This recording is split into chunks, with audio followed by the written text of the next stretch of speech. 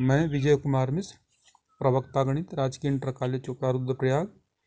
संबंध रिलेशन के संबंध में फर्स्ट ईयर क्लास के लिए ये वीडियो सरल भाषा में प्रस्तुत करने जा रहा हूँ। समुच्चय ए से समुच्चय बी में कोई संबंध आर ए क्रॉस बी का उपसमुच्चय होता है। इसके पहले आप कार्तीय गुणन के बारे में पढ़ चुके थे। तो ए क्रॉस बी कार्तीय गुणन हो गया दो समुच्चयों का। तो आर जो है क्या है, वो आर है subset of A cross B. समुच्चय ए क्रॉस बी का ये उपसमुच्चय होता है। मेन चीज़ ये है, यदि आर ए टू बी में एक संबंध है तो A B element of R, इसे ए आर बी से लिखते हैं। ए आर बी से लिखेंगे और पढ़ा जाएगा ए इज रिलेटेड टू बी। ऐसे ही अगर ए बी आर में नहीं है तो इसे A R B A R लिख कर काट देंगे B, A not related to B पढ़ा जाता है। समुच्चयों की कुल संख्या, यदि ए नॉन एम्प्टी सेट है, बी भी नॉन एम्प्टी सेट है, इनके अवयव क्रमशः m और n हैं, तो a क्रॉस b के अवयवों की कुल संख्या होगी mn। कितनी होगी? mn। और a क्रॉस b के कुल उपसमुच्चयों की संख्या होती है 2 टू दी पावर mn। और संबंधों की संख्या भी 2 टू दी पावर mn होगी। यानी कितने संबंध होंगे कुल? 2 टू दी पावर mn। इसके बाद है रिक्त संबंध। रिक्त संबंध के लिए याद रखना कि रिक्त समुच्चय जो है प्रत्येक समुच्चयों का उपसमुच्चय होता है। संबंध भी एक प्रकार का समुच्चय ही है। इसलिए फाई जो है, फाई तुम्हारा ए क्रॉस बी का रिक्त संबंध कहलाता है। समष्टीय संबंध, समष्टीय संबंध ए क्रॉस बी स्वयं का समुच्चय, ए क्रॉस बी स्वयं का उपसमुच्चय होता है। इसलिए ए क्रॉस बी को हम कहते हैं समष्टीय संबंध या यूनिवर्सल रिलेशन। संबंध और प्रांत और संबंध का प्रांत और परिसर, यदि आर समुच्चय ए से बी में संबंध है और R equal to A B, A is the element of A, B is the element of B, A is the element of A, B is the element of B, तो प्रांत इसका हो जाएगा ए के अवयवों का समुच्चय, ए प्रांत होगा। बी के अवयवों का समुच्चय सह प्रांत होगा।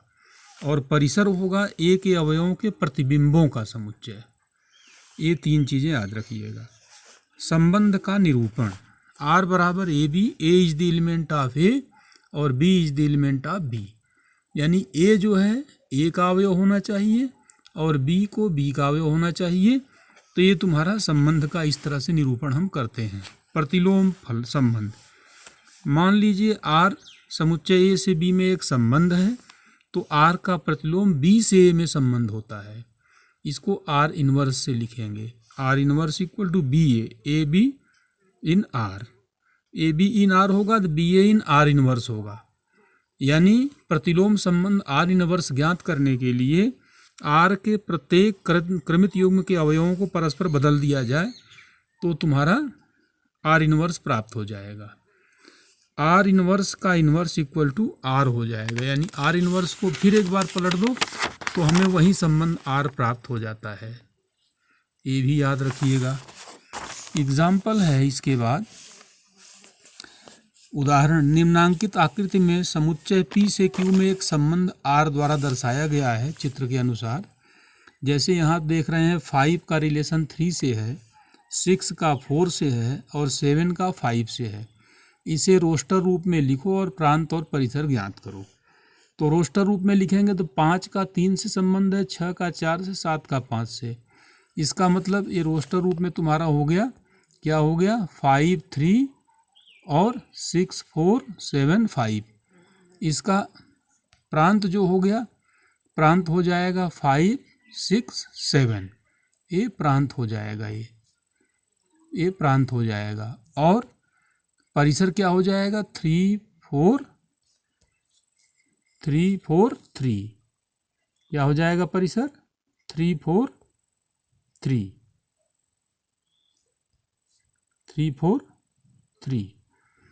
इसके बाद है तुम्हारा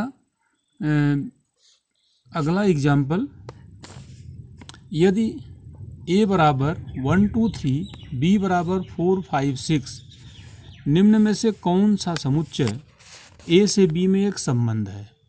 तो R1 बराबर 1 5 2 4 3 5, R2 बराबर 1 4 1 2 6 5 1 2 4 है, और R3 बराबर 1 4 2 5 3 4 2 6 3 6 है, और ए क्रॉस बी है। तो सबसे पहले हम समुच्चय ए क्रॉस बी प्राप्त करेंगे, और ए क्रॉस बी लेंगे तो 1 2 3 और 4 5 6 इसके साथ ले रहे हैं, तो इसका कम्बिनेशन बना दिया, तो ये तुम्हारा हो जाएगा 1 4 और 1 5 1 6 2 4 2 5 2 6 3 4 3 5 3 6। अब ये देखिए, तो इसमें R1 जो है ए क्रॉस बी का संबंध है, R2 नहीं है, क्योंकि इसमें 2 6 नहीं है। इसका जो अवयव है ये 2 6, R2 का जो अवयव है 2 6, ये इसमें नहीं है कहीं भी, तो इसलिए R2 जो है संबंध नहीं है। R3 के सारे अवयव इसमें हैं, इसलिए R3 तुम्हारा संबंध है। R4 और ए क्रॉस बी के सारे अवयव ए क्रॉस बी में है, इसलिए ए क्रॉस बी भी एक संबंध हो गया ये। अगला है समुच्चयों P और Q के बीच एक संबंध R है, रोस्टर रूप में लिखकर इसका प्रांत, परिसर और सहप्रांत ज्ञात करो। तो यहाँ पर देख रहे हैं 9 4 25 है P, और Q के अवयव हैं 5 3 2 1 -2 -3 -5। तो इसका जो प्रांत है, प्रांत कितना हो गया? P का अवयव 9 4 और 25, ये प्रांत हो गया। परिसर, परिसर तुम्हारा हो गया 5 3 2 -2 -3 -5, ये परिसर हो गया इसका। और सहप्रांत, सहप्रांत हो गया तुम्हारा 5 3 2 1 -2 -3 -5।